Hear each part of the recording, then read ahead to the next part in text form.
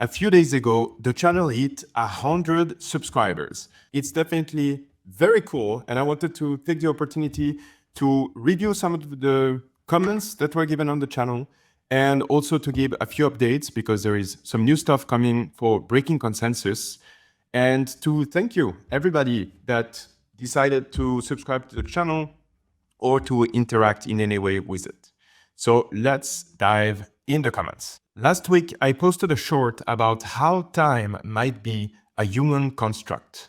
And that's part of my shorts series where I bring some scientific or philosophical ideas and I share them because I think that they're insightful, they're inspiring, and those are ideas that are a bit out of the common point of view and bring some nice discussions. But for a few people, that is quite challenging to accept that there is other perspectives than the mainstream view. And so I received some comments that were quite strong. Let's review them. Time is a dimension and it is proven.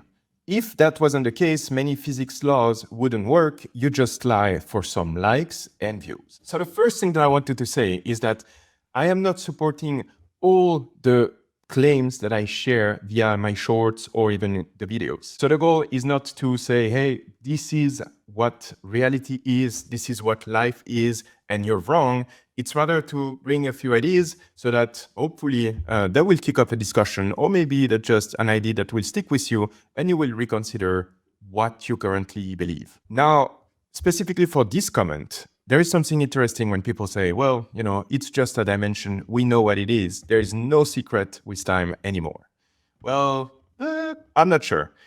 Even if it's a dimension, how do you actually experience it? Because a dimension, it's this objective fact that we know about time, but that doesn't tell us how we experience it as human. And what's important to realize is that there is the reality out there, potentially, and there is our subjective experience of this reality.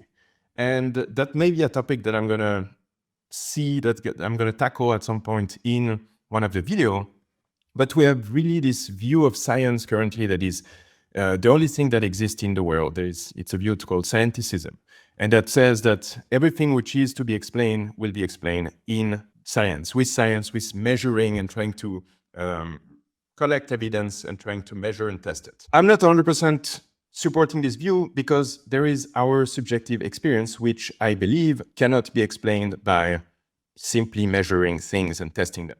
And so, yes, time is a dimension as we understand it, but if I ask you what is time, will you say it's a dimension? Is it actually the experience that we have of time? And if both space and time are dimension, what are they for us exactly? Because I'm experiencing time from a different manner than I'm experiencing space, because my experience of time is simply, I believe that there's this flow of time in one direction and that now I'm talking and now I'm saying something later. And space is, I have an object which is close to me or far away from me and so on.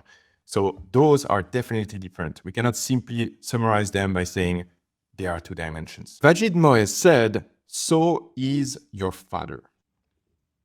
Okay.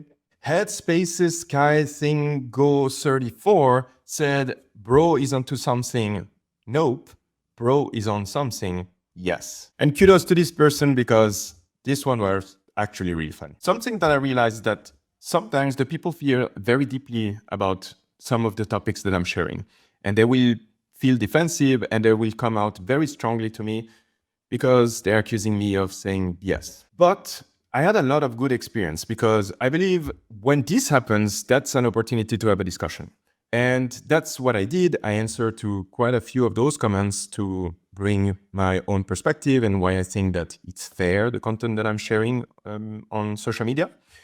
And often the people became quite less aggressive. They started to engage in a discussion and they realized that it was just not just me saying things top down, basically. And so that's what happened with this user, Bell MTB, which said, sorry, I was a bit rude on the original comment. I thought it was some of TikTok ad or something. And kudos to him because that is not an easy thing to say. And engaging in a discussion is always a good idea, and that's exactly what he did. So social media is saved. People are actually open to discussions. Rude J. Vantol 4306 said, quite funny how you yourself really don't know enough to be making these videos, but still are doing much less bad than most other videos. That is a slap with a little kiss in the end. But I believe that this user has a point, because I discussed in one of the videos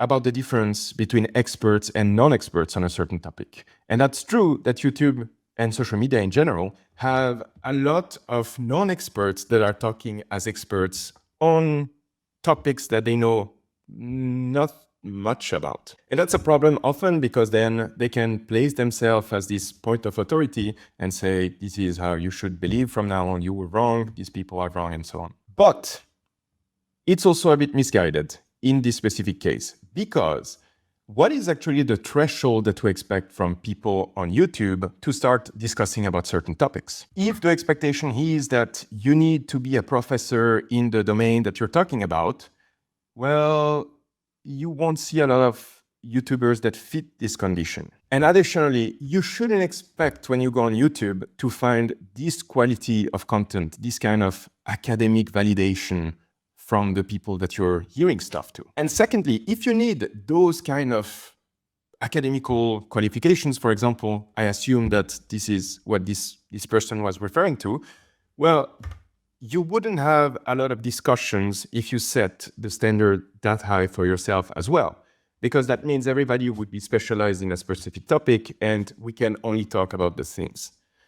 In practice, that's not how it works. People are simply discussing about their opinion.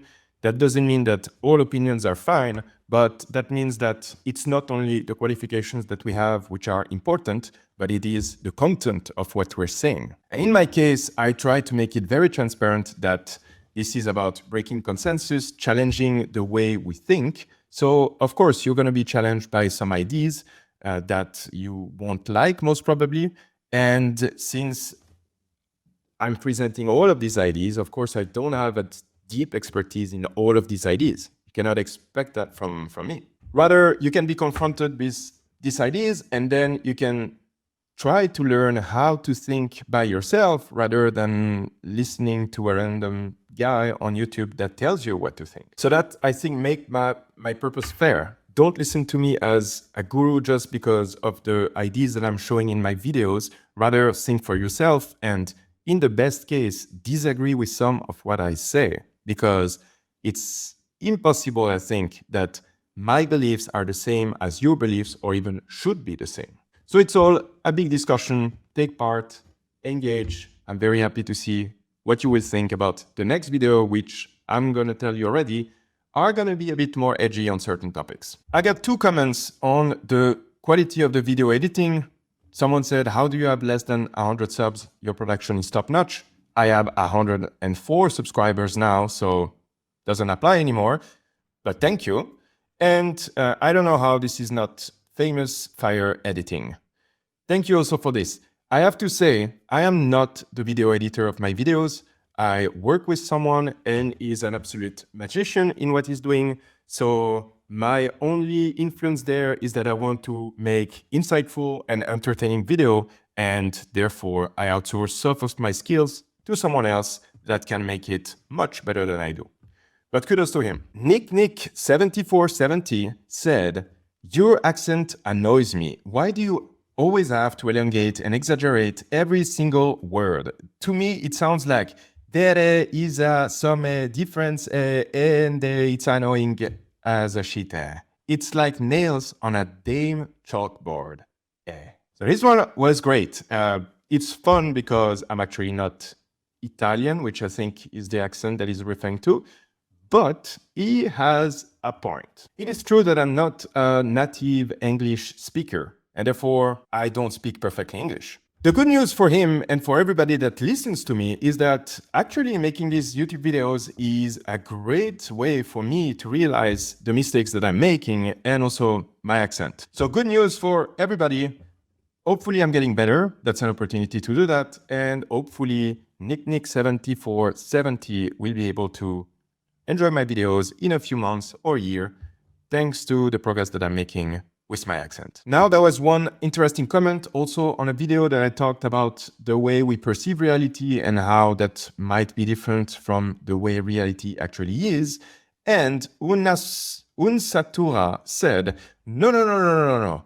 Reality as a whole is and has always been the result of communication among individuals, without which what you call your reality or your perspective does not even make sense. We learn to call things with words to describe what we see. What do you think? We learn. Without what we learn, you have no words to speak your mind at all. Get your logic straight. Now, he says that I should get my logic straight, so I want to use logic to try to understand the point that he's trying to communicate. And interestingly, there seemed to be a contradiction in the claims that he's making. So in the beginning, he said that reality is the result of communication between individuals. But a little further down, he says, we learn to call things with words to describe what we see. That means that if we see before we name things, then reality must exist prior to language. So either reality exists and language describes its content, or reality is language-based and seeing is simply symbolic. By claiming both, we end up in a circularity because we say that language is reality, but it also describes what reality creates. So this argument is inconsistent and illogical. And to close this comment, in the next video next week, I will go through reality and its difference with perception. So if you're interested in this, sign up now so you won't miss it. Now, another comment on my video on the definition of knowledge from Plato came from Timothy Lucky 5020. And he said, imagine thinking about something useful. And in a way, I understand that. And that's one of the challenges that I want to try to show, that this is actually important and this has value. This kind of information comes from what is called epistemology. And epistemology is the study of knowledge to try to understand what are beliefs, what is knowledge, how is it generated, and so on. And I think it's super important to know that, especially nowadays with this topic of misinformation and, politics and simply existential crisis, trying to better understand what is influencing what we think and how do we come to know things. So it's important because once you have a belief, that's this belief that's going to take you into action. So you're going to act a certain way. And that indicates what kind of person you are, in my opinion. And if all your beliefs come from someone else, are you really independent?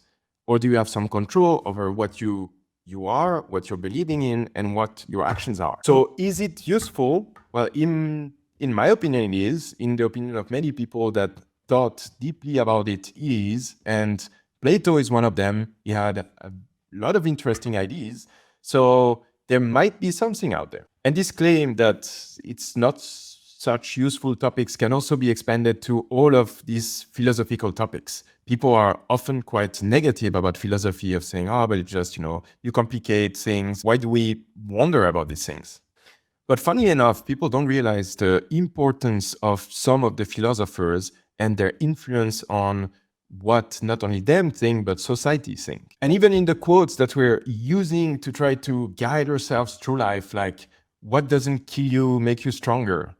Well, it is not only Kelly Clarkson lyrics. This is actually Nietzsche that talked about it. And when we talk about human rights as this concept of inalienable and innate rights that we have simply because we are human, well, that's a concept from Kant. We live through what these people have thought through and proposed. It is useful and it has an impact on our lives. And on top of that, it is just extremely fun having all these ideas, trying to see how some people perceive the world and what they believe reality to be. It's just a fun activity to do. So I think it's not only useful, but there's also a strong intrinsic value out of those kind of abstract and intellectual topics. And I focused on some of the more challenging comments that I received rather than the good ones, but I have to say there is quite a few nice comments that I received. Thank you so much for your support. I really appreciate any of your nice comments. If I hope that my content had some kind of impact on you. That's exactly the purpose of the channel. And to close it up, I also have a few updates in terms of what the channel is going to be about in the future. So first of all, I'm very happy to say that one of the main purposes of the channel was also to have a podcast to not only talk myself about certain topics, but go to people that know more or have very interesting ideas that are worth listening to. And the first episode will drop in the next few weeks, hopefully. And I'm very excited about that. Additionally, I will try another type of format for the channel for some of the videos where I will go and present some very challenging topics to try to understand what kind of arguments are they based on and try to see that many of these ideas are not just out of the blue, but have stronger foundation and deserve to be heard as well. So I will try to break the consensus. So be ready to get challenged. And finally, I don't know if you know, but I'm also having a weekly newsletter. So if you're interested in my content, feel free to sign up. You will be able to receive not just the updates about my video, but for each video that I have, I go further. I provide a few interesting videos on the topic that I'm discussing. I'm also suggesting some readings that are nice and some question prompts with a little thought experiment in the end to try to make you think deeper about the topic that I just presented. So if you are interested in this, go into the video description. You will find a link to the weekly newsletter, or go on breakingconsensus.com and you can sign directly on the Substack channel. Thank you very much for being part of the first 100 subscriber of the channel. It's been a blast and I hope that you're enjoying the content and getting something out of it. I will see you again in the next videos and hopefully for new Q&A sessions once we hit a new milestone. See you on the next one.